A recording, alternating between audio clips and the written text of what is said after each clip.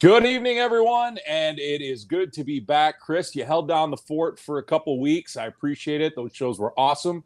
I'm surprised I was asked back, but here I am, and here we are on one of the deadest sports days of the year. Major League Baseball just had their All-Star game, so you have no MLB, of course, no NBA, no NHL, but NFL's coming back. Right. Training camps are starting, and we are now officially 50 days away from the NFL regular season opener. So perfect time to talk a little NFL. So it's good to be back. Thanks again for holding down the fort for 2 weeks. Oh, it's my pleasure. Hopefully people were able to get their fix without having you around. It's good to have you back and be able to talk to somebody other than myself. So rest the old vocal cords for a little bit, right? I can interrupt you and allow you to catch your breath. Exactly. So it's good to be back. Well, we're going to be talking about a kind of a funky set this week. It's a set that a lot of people probably forgot about, and then they're going to see or hear this and go, "Oh yeah, I remember those cards." Absolutely. 1990 action-packed. Cards were three-dimensional. And they actually called them sculptured, and it was kind of cool because the players really almost popped out at you. And it was just something that had never been done before, and I don't know if it's ever been done since. I mean, it's not really. Definitely unique and something that I remember being excited about these cards. I remember buying them and enjoying them, so it's not a surprise that they still kind of have that little bit of pop culture element to them. The value on them is not real significant. There's nothing in there that's worth a lot of money, but definitely people will look back upon these cards kind of with a smile on their face. It's definitely a nostalgia type of set. Yeah. To say that these are different is really an understatement. They were really game changing in the era of very plain and simple cards. And when I say plain and simple, regular card stock and 90 degree cut on the cards. But as you mentioned, there was a little bit of like raised element to these cards, some embossing, if you will, and then just the gold elements of this card really brought it to life too. And then the last thing about these cards that really popped was the action photography. The photography on these cards were phenomenal. So you add all those things together and you had a product that nobody else was creating, nobody else had created. So it really was a disruptor. The only, I think, issue was I don't think a lot of people, maybe I don't know. I don't want to say they didn't embrace it, but I think it was a good idea. It popped, but I don't think it was one of those things when that era was really still dominated by kind of the traditional hobbyist, and they wanted those cards that they'd grown up with. And so I think this was so different and so unique that I think it was almost looked at as kind of a, I don't want to say a gimmick, but it really kind of had that feel when we look back on it. But in the era and in the moment, it was a really cool card. Yeah, and in football cards at that time were a little bit different animal. 1989 Upper Deck came out with the first baseball set, but in football, there still really wasn't a super premium set at that time. Score and Pro Set had come out in 1989 and came back in 1990, but there was no really Upper Deck. I mean, Upper Deck came in 1991 to football. But that time, it really wasn't a premium type of card. So I think Action Packed was trying to fill that void and trying to kind of be the premium card of football. And I would say that the elements that the cards have certainly fit the bill. But I think it was probably one of those things that maybe production costs were high. And that's just me throwing something out there. Maybe it wasn't, I don't know, but just trying to kind of figure out why these things kind of fizzled out. I guess they did come in kind of right at the end, I guess, of the junk wax era. The 91 set, which we're not really going to talk about tonight, is another set that people kind of go after because of the Favre rookie. But then they kind of just fizzled out after that. So didn't see much of them around. We can get into the set a little bit. It's a 280 card base set. They did come out with an update set later on with 84 cards. That 280 card set was available in packs, and it was also available in team sets later on. They produced 10 cards for every team. There's 28 teams in the NFL at that time, so each team got 10 cards. There's 36 packs in a box, 6 cards in a pack, so 216 cards in a box. Those boxes right now, the normal set, you can pick those up for $15-20 a piece. The rookie updates boxes though they're about $75, and I've watched a few people open them on YouTube, and you can get 3 or 4 Emmitt Smiths in a box. So the normal kind of collation would be 3, but I've seen a couple different breaks where people got 4. So it's a set that you can kind of go after. The problem in 1992 or 1990 is that there wasn't a lot of really good. It was kind of a rough rookie class. Emmitt Smith was in there. Junior Seau was in there. And again, these rookies were only in the update. There was a few rookies in the base set, but they were, not much to speak of. We can get in a little bit into kind of what football was like back there in 1990. So the Niners won the Super Bowl in 1989. They were reigning NFL champions. Both the Giants and the Niners started the 1990 season 10-0, and at that point that had never happened before. Didn't happen again until 2009. Both the Colts and Saints started 13-0 in 2009. 49ers absolutely loaded that year. Joe Montana was the MVP. They had Jerry Rice. They had Roger Craig. They had Ronnie Lott. The Giants ended up upsetting them in the NFC Championship, and that was in San Francisco. The Giants were the number 1, or the Niners the number 1 seed. Giants were number 2 seed. And that was the year that Phil Simms kind of led the Giants all year, ended up getting hurt late in the season, and Jeff Hostetler took over. Buffalo that year, also that's who the Giants beat in the Super Bowl. Incredible offensive machine at that point. Probably had never seen an offense like that in the NFL. Lots of Hall of Famers: Jim Kelly, Thurman Thomas, Andre Reed, James Lofton. They had Bruce Smith defensively. He was a Hall of Famer. Just another Cornelius the Biscuit Bennett on there. It was a linebacker. And they absolutely destroyed the Raiders 51-3 in the AFC Championship game. So I think people looked at it and went, Buffalo's going to win. The Giants had this backup quarterback, but the Giants also had Bill Parcells as the coach and another guy named Bill Belichick as the defensive coordinator, and they kind of crafted a plan to slow down the Bills. It was a really kind of a ball control offense as well. Otis Anderson ended up being the MVP, the running back there for the Giants that year. And, of course, that was the infamous Scott Norwood wide right field goal at the end of the game. So the Buffalo was in a position to win, didn't get it done. But that's kind of a recap of what that 1990 football season looked like. It was just kind of a different era of football. You had a lot of Hall of Fame quarterbacks playing back then. You had Montana, you had Elway, you had Marino, Jim Kelly. The Niners had both Joe Montana and Steve Young on their roster. Yeah. So kind of a fun era.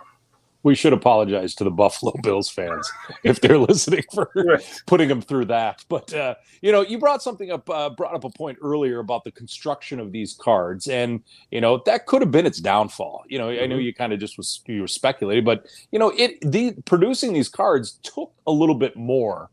If I were looking at the normal printing of a card, this one had probably some more handling, more structure that needed to go into the building of this card, because it almost felt like you had to pack it onto the card and then do the embossing. I'm sure there was probably more steps, more process, and it just wasn't worth the value that was coming out of it at that time. And so that's why it might have fizzled out as quickly as it did. They actually did it the opposite way. So what they did is they kind of put the card together with that sculpted kind of 3-dimensional stuff on it, and then put the ink over the top of that. Sure. So it was actually embossed when there was really nothing on it, and they printed over it after that embossing was already done. So that makes sense. Definitely more than one step to the process compared to a typical card. And it does have the card, when you look at it, the card is not a flashy card at all. Very simple design. As if you're listening to us on the podcast, we're looking at the Joe Montana card. Great looking card. The red jersey of the Niners pops off the card, but and then the gold border goes really well with the Niners colors. But the name, the font is very plain. You have the name across the top. You have the 49ers on the bottom, and then you just have just simple black border around the picture. So simple design, which I sort of like. I like it, but I think the photo definitely makes these cards. And then when you look at the back of the card, again, really simple design. You got a mug shot in the upper left. You have their name, all their stats, their facts and figures about, the height and weight, where they went to college, when they were drafted. And then there's a stat line, and then it's kind of a blurb about their career. And I believe a white box at the bottom was for autographs. Yeah. I think that was, if you ran into Joe Montana, flip over the card and have him sign the back of the card. It looks like a credit card where somebody would sign their credit card. And so, just again, another unique little thing. I wonder how many people got that card signed there. I mean, it'd be an interesting find if you actually had somebody sign that place. Well, what's actually interesting is the town that I live in, Joe Montana would come here during the summertime when he played for the Chiefs. They hosted the Chiefs summer camp here in this town, and my wife actually ran into Joe Montana several times in the downtown pubs. So it's as crazy and implausible as that sounds. It was actually a regular occurrence just within a mile of my home. So it's where were we with these cards? Joe, sign the back of this action pack. Right, exactly. But as weird as it sounds, that back then athletes were way more accessible. Oh, certainly. And it would be very common to see them out of the tavern. That was before people had cell phones and could take videos and pictures and immediately put them on the internet to say, "Hey, Joe Montana's in this bar." Joe Montana could walk in that bar and no one would know him. We didn't have cell phones. They didn't have any way to tell anybody that Joe Montana was in the bar, so he could go there and just hang out, and it would be perfectly normal and wouldn't end up on the news or anything.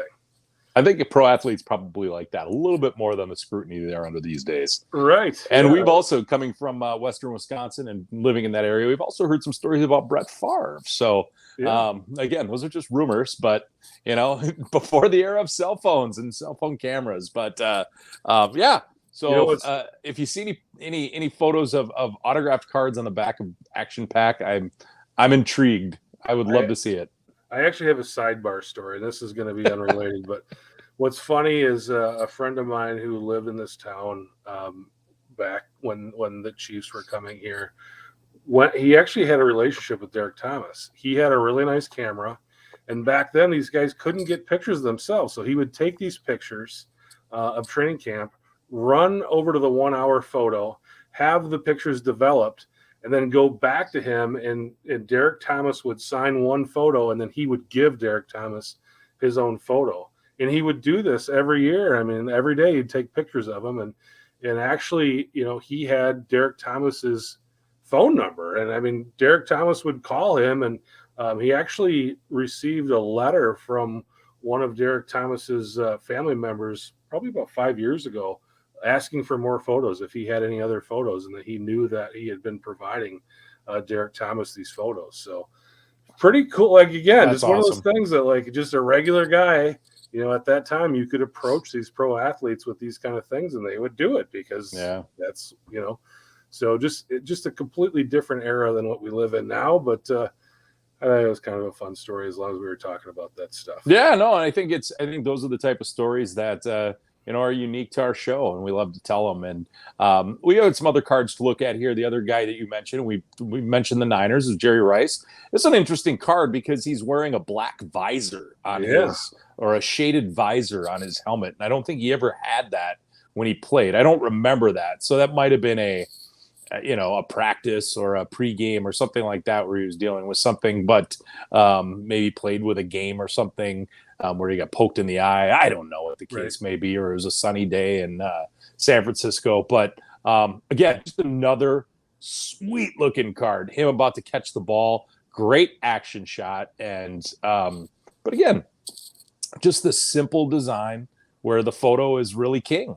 And I think that gold border really, brought it to life a little bit.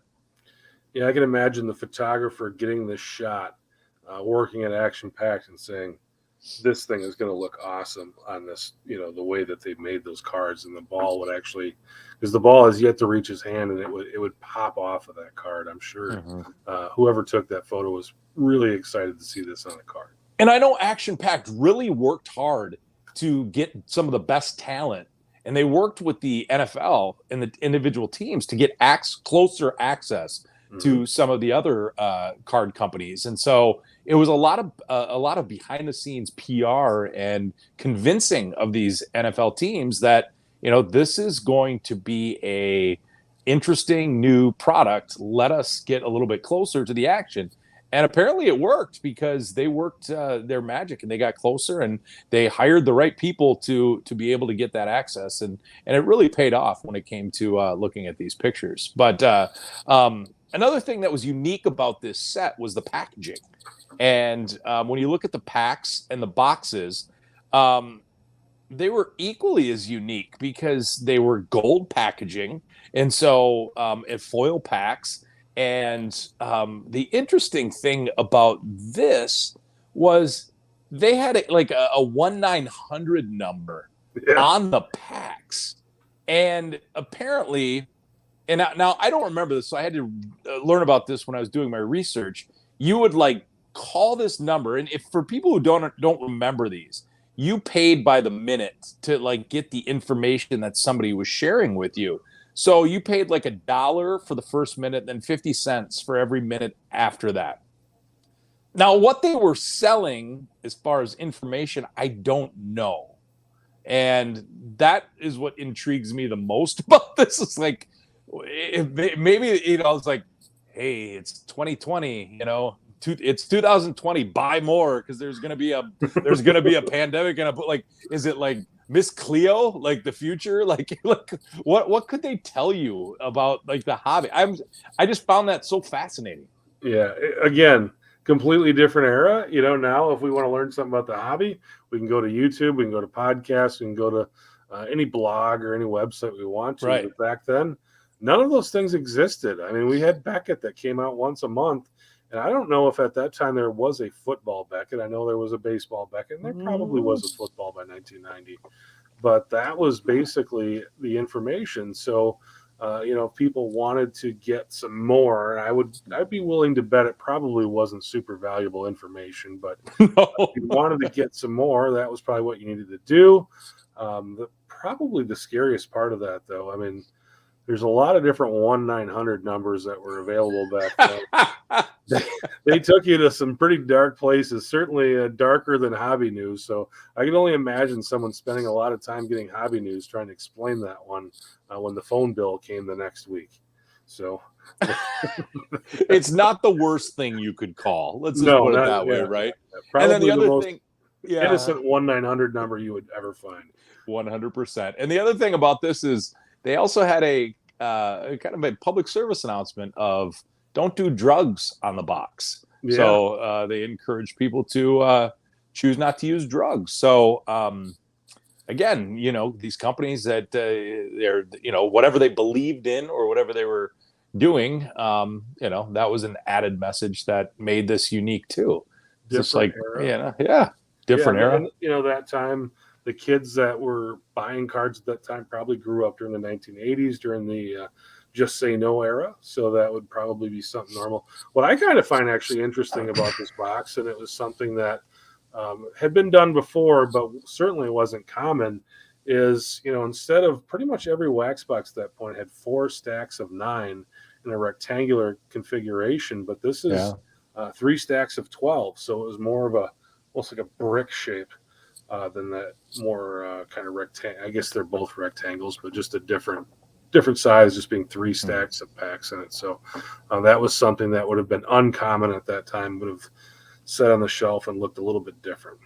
Yeah, Action Pact really doubled down on the gold, and they tried to be as flashy as possible with that. And not just the foil packs, but the factory sealed sets as well.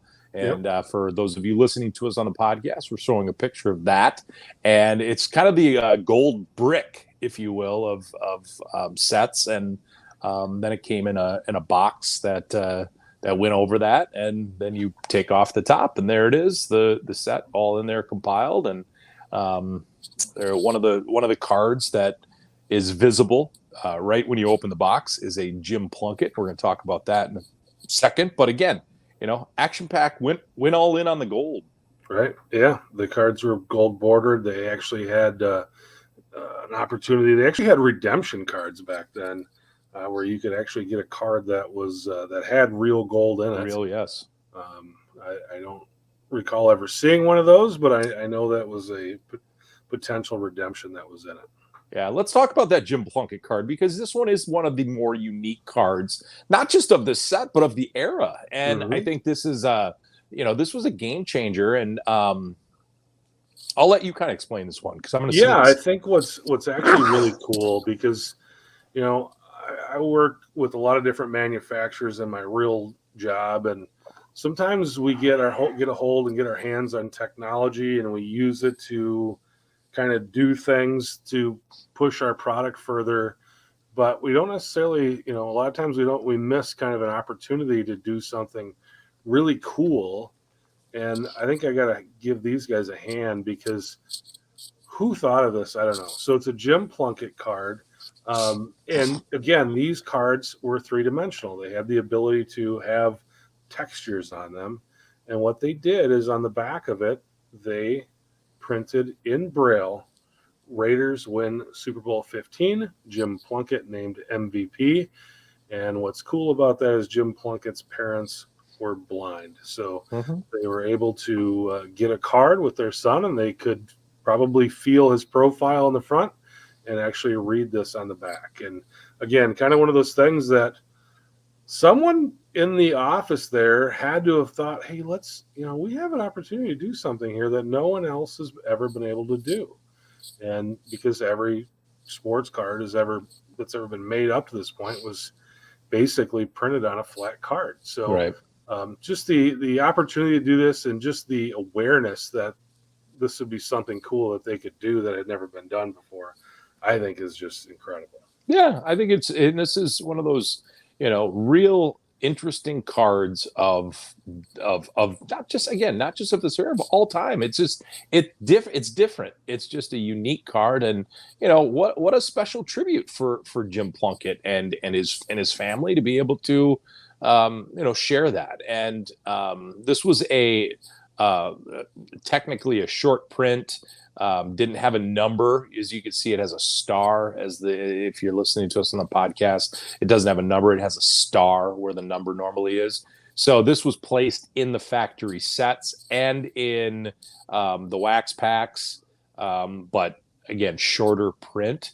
But when we say shorter print, we don't know how many there are. But I tell you, if you go to eBay right now, you can get them. There's several of them out there, and the prices are not outrageous. I'm saying anywhere between $5 and $10 for a raw card. So, and I almost bought one of these today. Honestly, I was like, this is such a cool card. Yeah. I mean, it's one of those cards that it's unique, and not many people probably even knew it existed.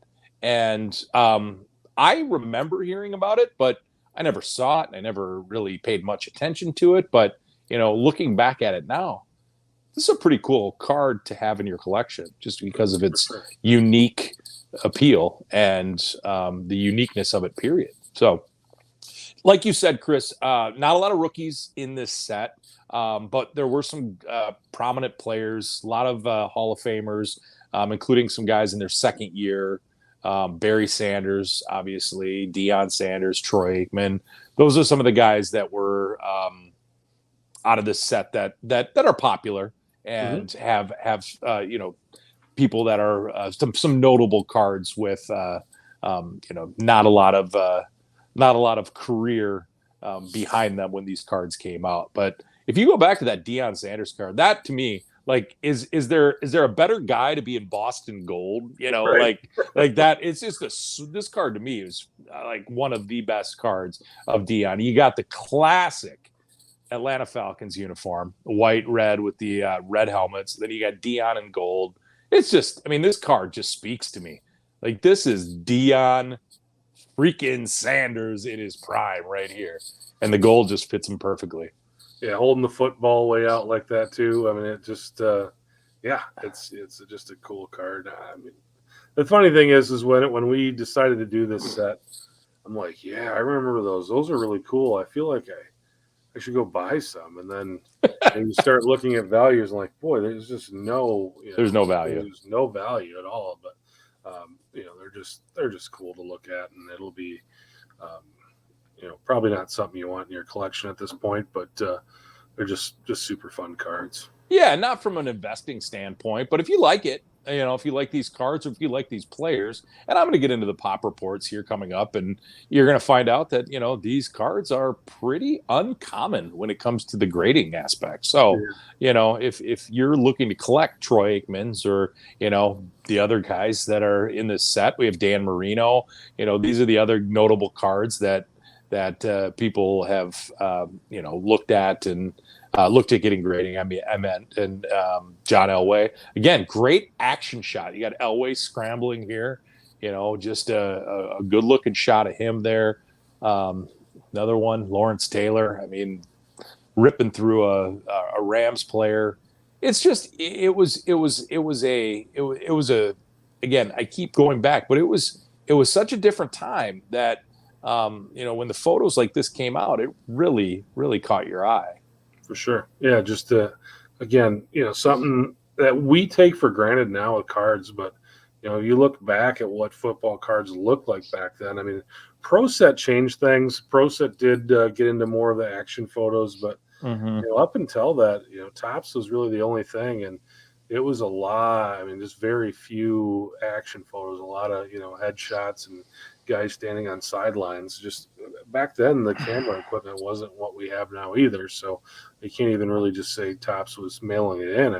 We just didn't have that kind of technology either at that point. So yeah, and it was you're right. I mean, technology was a lot of that, and that's where Action Pack invested in that technology and tried to get the best action photography they could, and they succeeded really well. Bo Jackson, those cards always do well.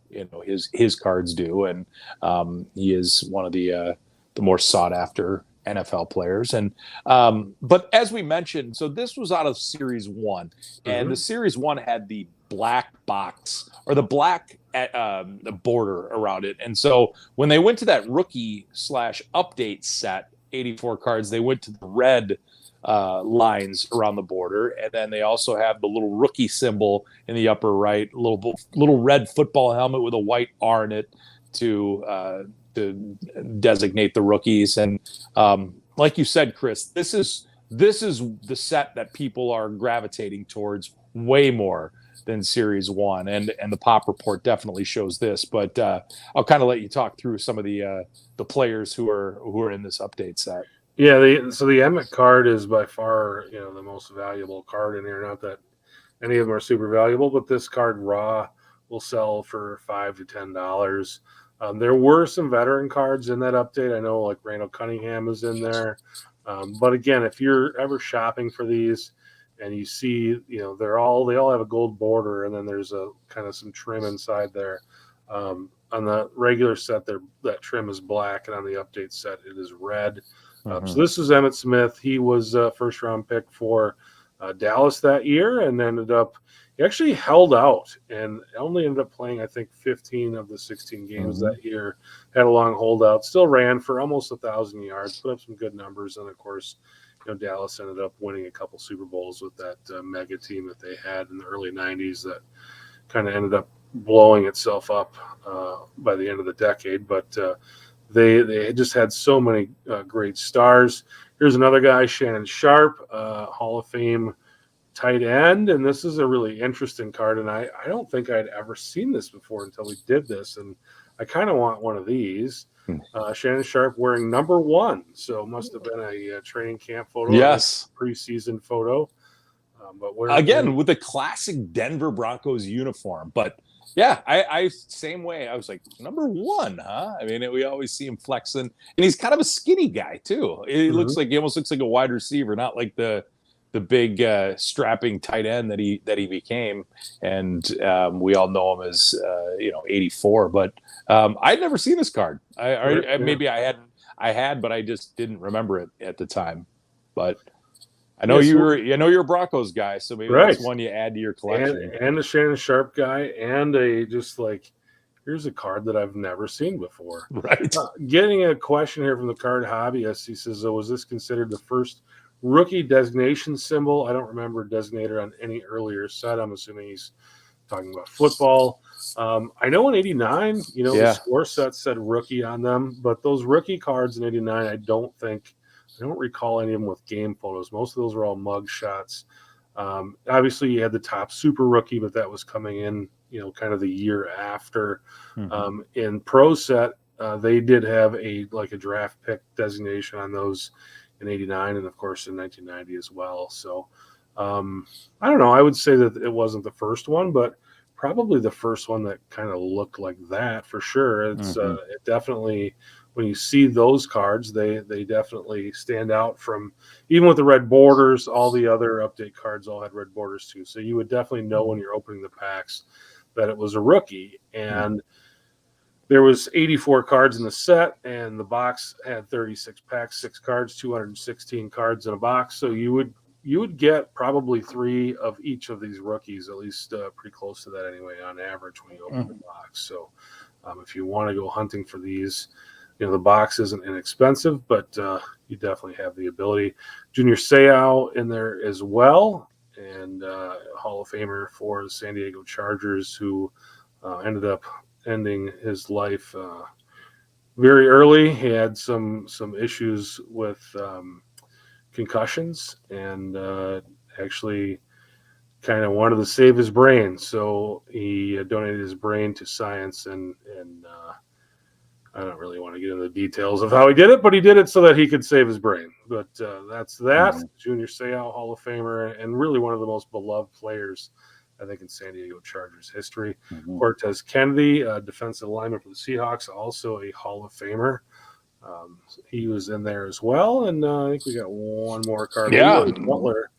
I put that in for you. In the Hall of Fame, but certainly in the Packers Hall of Fame, and really one of the most beloved Green Bay Packers, certainly of that era, but maybe if not of all time. And he's a guy that, if you go to a Packers game these days and you're walking around in the parking lot, you very well might run into Leroy Butler, because he is on all of those tour things that, you get on these buses for $100 and you get them do a meet and greet with them. So, he played before the guys were making $10 million a year. So I think that's how he makes a living these days. Yes, indeed. Goes around and shakes hands and smiles and takes pictures with people. So, and tells people that he invented the Lambeau Leap. There you go. Which he did. And, one more thing, the question we got about the rookies, I was just thinking about the Bo Jackson 1988 tops. You had the super rookie, sure, underneath. So yeah, I think those, I think the designation of rookies had been around for a couple of years, but it was still relatively new. But this was a different way of doing it, no question about it. And I think cards nowadays, you start thinking about like Bowman baseball. It's like, or any of the baseball just says RC on it. Mm-hmm. The rookie card designations started getting much smaller, and this was really kind of the beginning of that. So maybe this started that trend, but great question, and forcing us to kind of look here on the fly what when that was introduced. But some good stuff there. I don't know, Chris, if you're ready to get into some pop reports. I got some numbers here. There was only 12 cards from this set that have double-digit graded cards, and overall, only 550 of these cards have been graded. So that tells me, I don't know what the hell that tells me, to be honest with you. It's like, because these cards are readily available. Mm-hmm. I just don't know. I mean, we do know what the hell's going on. Like the cards don't have a tremendous amount of value, right? Like there just isn't a lot of value there. But these are cool looking cards that I thought would have more graded cards. I think that number of 550 for Series 1, that's just Series 1, was really low. And we look at the top, let's do the top 5 here. Joe Montana, 73 graded cards. So that's it. That's number 1. 16 10s. So, this card, and I'm trying to think back. I mean, these cards are probably hard to grade because they have rounded corners to begin with. I mean, it's not your typical 90-degree angle of a card. The centering is pretty easy to figure out with the borders, but like, how do you judge the corners and the surface? And so I think that's that could be a detriment if you're sending these cards. But again, really small number. And then Bo Jackson, 69 graded. 5 10s. Barry Sanders is number 3. Dan Marino's number 4. Jerry Rice is number 5. Steve Largent, who we haven't talked about, is number 6. Jim Plunkett, the Braille card, is number 7. Dion Sanders, Troy Aikman, John Elway. Chris Warren is number 11. And then Ozzie Newsome is number 12. So some randoms, and Ozzie Newsome has 10 graded. So those are your double-digit cards. So when I look at these cards, and I'm like, if I'm a Joe Montana fan, and I'm collecting his cards, there's some low pops, Right. But I just don't know how much. I just don't know how much people really wanted this card, and continue to want this card even after grading. So I just found those numbers really interesting, by far some of the lowest that we've had, because I think, and if I recall, these sets and these packs were all over the place. Like, it was not hard to find these. Mm-hmm. And I don't think these were short printed. I think so. I don't know. I guess I don't have a real theory why more people didn't get these cards graded, other than the fact that Series 1 kind of sucked. And that's it. But again, it's filled with Hall of Famers, and a lot of people will still get Hall of Famers graded. And but I guess not this set. Yeah, I think those rounded corners really throw people off. I think they're unsure. It's not, and the other thing is, it's not really even a perfectly rounded corner. No, it's sort of rounded, and then kind of where the crease of that top comes around, it's almost like a die cut card. Mm-hmm. It's not die cut, but it almost is the shape of a die cut card. So I think it'd be really hard to judge the corners from home. Like you said, you could judge that centering, but it'd be very tough to judge the corners from home. And I also, we talked a long time ago about a Nolan Ryan card that had the game on the back, and we theorized that there wasn't a lot of high grade cards as people used that game and played that card in the game. Mm-hmm. I almost wonder if these were cards that weren't sought after by the serious collectors at that time, ended up more in the hands of kind of just kids, and just those kind of cards typically end up in the garbage bin at some point, because they're just collected by people who, and when I think about my collection, I remember opening these cards. I know I opened several of them, but I don't think I own one right now. So I mean, they wouldn't go in top loaders, I think, because that's a good point. Nowadays we have all these different size top loaders, but back then there was one type of top loader, and I don't think that card would have gone in there. So no, you're absolutely right. That's a great point. If people were going to grade these, it would have to be one that they pulled probably recently, just because I just don't think that those cards really probably survived from 1990. So. Well, with that being said, tell me about Emmett Smith. When we look at the updates, so it's much different. So there's 6,000 of the updated cards that have been graded. Mm-hmm. So you're looking at significantly more graded cards from there, and Emmitt Smith has been graded almost 3,000 times. 208 10s. The rest are 9s and 8s. Like, that was the thing about this set that I found out consistently when looking at the pop report. You weren't getting anything lower than an 8. Mm-hmm. That's really the kind of the theme throughout the pop report is you're either getting a 9 or an 8. And that's kind of your ceiling. Now, again, maybe you catch a grader on a good day and you get a 10. and they don't know how to grade this card. Right. I mean, it's because they're not seeing it very often. And then, the Shannon Sharp card that you like, 1100 have been graded. Only 56 10s there. Junior Seau, 720. Cortez Kennedy, 880 or 587. Then Leroy Butler was 321, which would make him by far the most graded card in Series 1. Series 2, or the update series, is definitely more desirable for grading, and it comes back to the rookies, right? Like that was, and I think if you looked at probably a Topps or whatever, a set from 1990, that was probably the case too, right? Like the rookies are going to be the ones that are going to be graded more than your, whatever 9th, 10th year Joe Montana card.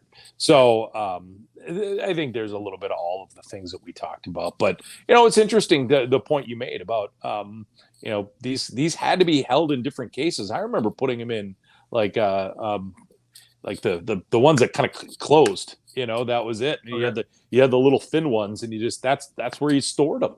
And I remember too, there were different kind of prototypes that were out there. Emmitt Smith prototypes, Dion Sanders prototypes, and can't remember where I got them. Can't remember, but I they were handed out at card shows or something like that, or events, and just action packed, trying to get in the game, trying to be a disruptor. And I think it worked for probably this set, but and they partnered with John Madden and the Madden team too. So we don't have any pictures of that one, but they really tried to work a bunch of angles. But I think at the end of the day, I think it was probably too expensive to keep producing these at the cost they were and what they were getting back in return. Right. Yeah. Nowadays they just charge $25 a pack and it'd be fine. But back then, you couldn't do that. So yeah, they're going to be collecting dust if that's the case. They probably printed too many of them, right? I mean, that's part of the problem too. They probably had too much inventory, and I remember buying these boxes of these because they were so cheap, and they were just able. And you can still buy. You mentioned the price on some of these. I mean, if you wanted to go out and buy these boxes, it's not that expensive. Yeah, the cost of a blaster box.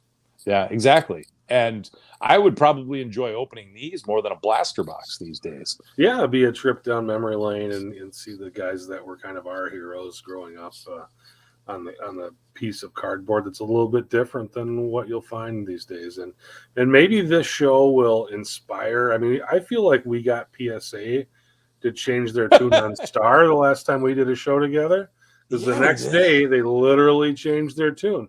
So maybe we'll inspire a card company to bring back a card similar to this look with the structure to it. I don't know if you're ready to put a bow on this set, but if you have anything else, I'm done. I think I'm good. Speak now or forever hold your peace. But you mentioned PSA, and we are here at the end of closing in on the end of July. They have that $18 per card special right now. You want to speculate? You want to do any speculating on what's going to happen in August?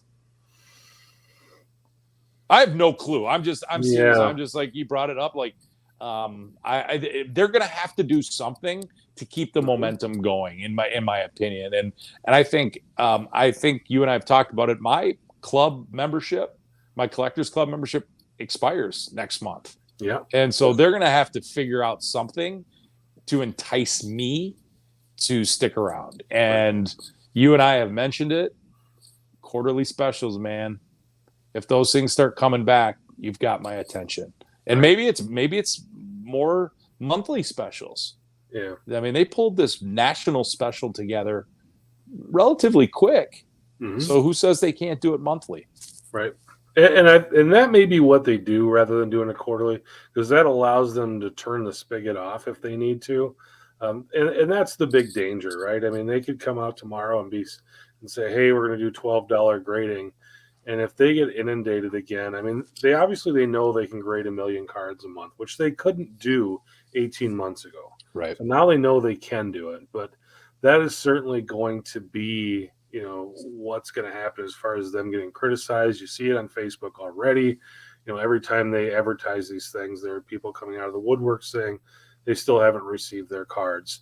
And when those people, and again, some of them actually have a lot of different situations. Some of them actually, those cards are at PSA and they haven't gotten to them. But there's definitely kind of people who have, when you find out and you start asking questions of those people, you find out that they, sent cards in through a third party. And then, there's a lot of different things going on there. Certainly. They definitely need to keep an inflow coming because they don't want to, they don't want their workers to have nothing to do. But at the same time, they don't want to be in a position that they were in, a year ago today. So, maybe that monthly special is the way to go, because then if they really get pounded, the next month they can kind of peel it back and maybe not do as aggressive of a special to just try to, keep those numbers where they need to keep them. But yeah, I don't know, the way that the economy is in, again, through my day job, I'm already seeing, I work in an industry that people, it's a recreational industry, and I'm seeing a lot of spending getting pulled back. And I just wonder, I actually don't wonder, I know that that's happening in the card hobby right now as well. And just to what extent that is, I don't think we have a full understanding of that right now. But, I think as you see the next few months go on here and what PSA does and how they kind of put together their pricing and their incentives to get people to send cards in, you'll get a really good indication. Because if we're sitting here talking about $12 grading in September, we know that they need cards. Absolutely. And I think, I spent a night recently going through the cards that I put in a box to be graded. And I went and I put them under the microscope or the magnifying glass, and I really scrutinized them. And I said, okay, if I'm going to send these in, I want to make sure that they're going to get at least a 9. And then some of my older cards, 8 or 7. And I got 78 cards. That's where I'm sitting at right now. Mm-hmm. I'm not touching $18. Right. That's just where I'm at. Yeah. And I'm a guy who sent in $50 submissions for cards that are not worth sending in $50 submissions. It was just because I liked the rush of getting my cards back, getting cards graded on a consistent basis, and having inventory come back.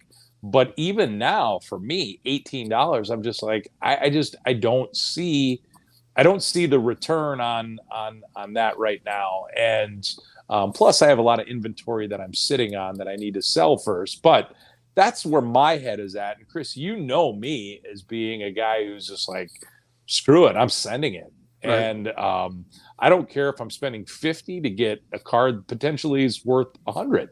Like that's just kind of how I've operated. And because I like the gamble, I like it. I like getting cards back. And now I'm second guessing and thinking about those $18 submissions. And that's just, I'm sure a lot of people are doing that. I think we live, when you were doing that, I think the era we live in now is a little bit different too. And that, absolutely. That pop report, we talk about PSA doing 1 million cards a month.